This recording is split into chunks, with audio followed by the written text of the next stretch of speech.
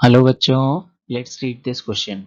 So the question says a man saves rupees 200 in each of first 3 months of his service, in each of the subsequent months of his service, in each of the subsequent months of his service, his savings increases by 40 more than the savings of immediately previous months. His total savings from the start of service will be 11,040 after option 1 18 month, option 2 19 month, option 3 20 months and option 4 21 month। तो question को समझ लेते हैं। कोई एक आदमी है, वो कोई जॉब में है और वो फर्स्ट 3 मंथ जो है वो 200 रुपए अपने सेविंग्स करते हैं। पहला मंथ 200, दूसरा मंथ 200 और तीसरा मंथ भी 200। अब उसके बाद क्या होता है, वो हर मंथ 40 ज्यादा करने लगता है। सपोज कि फोर्थ मंथ 240 किए तो फिफ्थ मंथ 280, फिर नेक्स्ट 320, फिर 360, है ना। पिछले मंथ से 40 उनकी जो सेविंग्स है वो बढ़ती जा रही हैं। तो टोटल जो सेविंग्स किया उन्होंने उस जॉब में वो कितना आया 11,040। तो ये अमाउंट जमा करने में उन्हें कितना टाइम लगा ये हमसे पूछा जा रहा है। जान लेते हैं क्वेश्चन का की कॉन्सेप्ट जिससे हमारा क्वेश्चन बेस्ड है। की कॉन्सेप्ट की कॉन्सेप्ट जो है हमारा वो सम ऑफ एपी से रिलेटेड है। Sum of first and terms of AP is n by 2 2a plus n minus 1 into d। अब यहाँ a जो है हमारा वो क्या है, a जो है हमारा फर्स्ट टर्म है, हमारा जो d है वो क्या है, कॉमन डिफरेंस है, कॉमन डिफरेंस। और हमारा जो n है वो टोटल टर्म है जितने का हम सम फाइंड कर रहे हैं। टोटल टर्म्स जितने का सम हम फाइंड कर रहे हैं, ये चीज हमारा इस क्वेश्चन में यूज होगा। कैसे यूज होगा देखते हैं। तो फर्स्ट 3 मंथ्स की सेविंग कितनी है, 200 200 200, दैट इज 600। इस चीज को लिख लेते हैं। सेविंग्स ऑफ फर्स्ट 3 मंथ्स वो क्या आ जाएगा, 200 इंटू 3, दैट इज 600 वो रुपीस जमा किए पहले 3 मंथ में। अब देख लेते हैं। लेट टाइम टेकन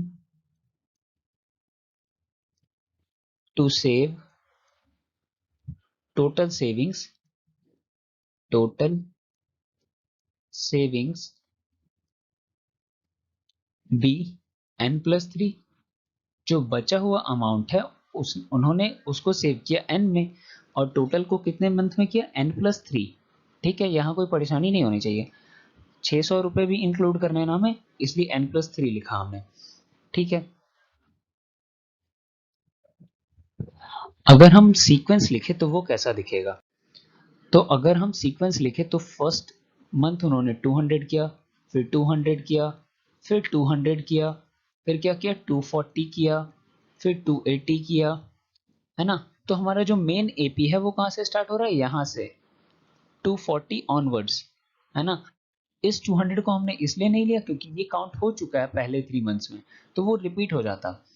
सो ये 320 और फर्दर ये आगे तक चलता रहेगा। यहां से हमारा ए का वैल्यू क्या आ जाएगा, सबसे पहले हम लिख लेते हैं फॉर्म्स एंड एपी। यहां से ए की वैल्यू क्या आ जाएगी 240 और डी की वैल्यू क्या आ जाएगी सिर्फ 40। कहीं कोई दिक्कत नहीं है। चलिए अब देखते हैं। इन n+3 मंथ्स, इन n+3 मंथ्स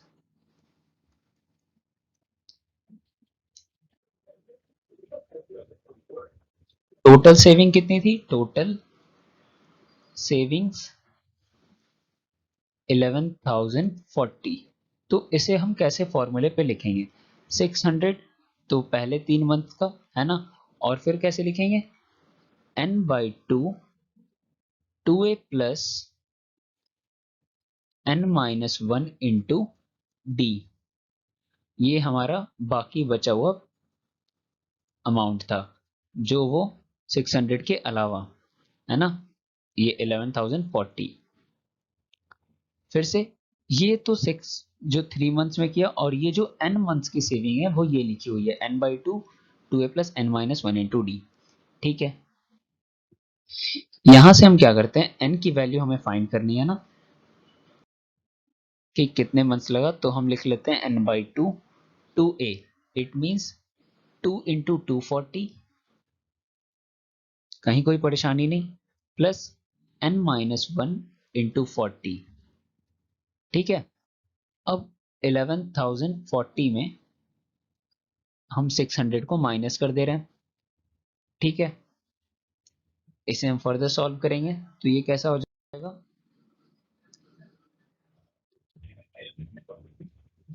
n हमारा under bracket 480 minus 40 plus 40n is equal to, इधर क्या आ जाएगा, 11,040 माइनस 600 करेंगे तो 10,440 आएगा, 10,440, और n को हमने RHS में भेज दिया क्रॉस मल्टीप्लीकेशन से, तो ये हमारा ऐसा आ गया। अब यहां से करते हैं हम इक्वेशन फॉर्म करते हैं, सो ये आ जाएगा 440n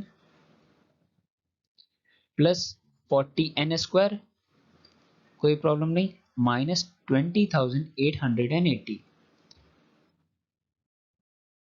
अब क्या करते हैं, 40 कॉमन ले लेते हैं, 40 कॉमन ले लिया हमने, तो ये तो 40 कॉमन लेने के बाद क्या बचेगा, यहाँ 11n plus n² only minus of 522 is equals to 0, यहाँ भी इज इक्वल्स टू 0, ये 40 LH RHS में चला जाएगा, और यहाँ इक्वेशन बनेगा n² plus 11n minus of 522 is equals to 0। तो इसे अब हम कैसे ब्रेक करें, इसे हम ब्रेक कर सकते हैं n² plus 29n minus 18n minus 522 is equals to 0। ठीक है, यहाँ से n कॉमन लिया हमने, यहाँ से n प्लस 29 आया, और यहाँ माइनस 18 कॉमन लिया तो n प्लस 29 आया, इज इक्वल्स टू 0। सो यहाँ से n प्लस 29, और यहाँ से क्या आया, n minus 18 is equals to 0। अब हम देखेंगे कौन सी वैल्यू को एक्सेप्ट करना है, कौन सी वैल्यू को रिजेक्ट करना है। तो हमारा क्या था, n माइनस 29 इंटू, सॉरी ये n plus 29, n plus 29 into n minus 18 is equals to 0। यहाँ से n की क्या वैल्यू आ जाएगी, n is equal to minus 29 and, या फिर लिखें और, is equals to n is equal to 18। तो n क्या था हमारा, n हमारा नंबर ऑफ मंथ्स था ना, तो नंबर ऑफ मंथ्स कभी नेगेटिव हो सकता है, ऑब्वियसली नहीं। सो n is equals to minus 29, not possible,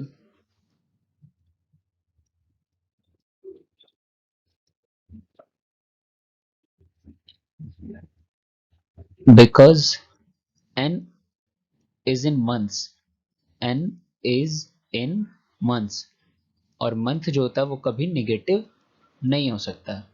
सो जो हमारा वैल्यू होगा n का, hence n is equal to 18, और उसे टोटल सेविंग्स करने में कितना टाइम लगा था, n प्लस 3, तो total months taken, total months taken will be what, n plus 3, that is 18 plus 3, which is equal to 21 months, और इस अकॉर्डिंग हमारा जो ऑप्शन 4 है वो बिल्कुल सही है।